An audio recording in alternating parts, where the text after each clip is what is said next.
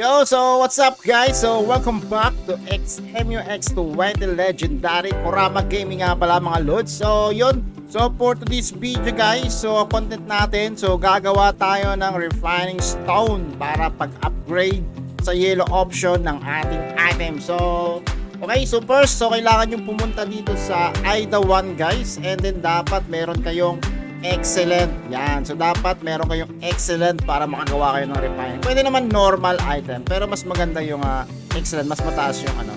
Okay? So ito na guys. Yung gagawin natin high refining stone. Pag normal item is a low refining stone. Yan, mga lowly kit. Okay?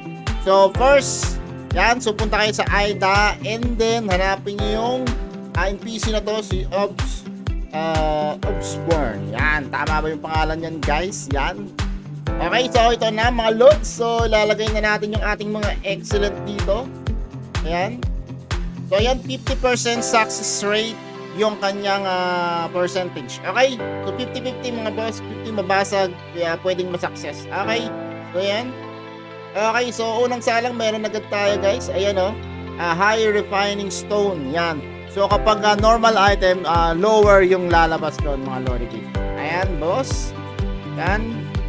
Okay. Okay, nabasag mga idol. Yan. Yan, lalagay din natin to. Yan, may dalawa na tayo guys.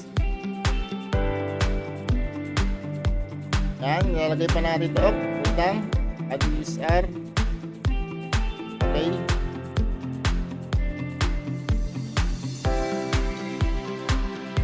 Oy, nabasag. So ayan mga idol, so yung nagawa natin is 3 pieces lang mga bossing, 3 piraso lang yung nagawa, pero mag-iipon ulit tayo ng excellent para makarami tayo.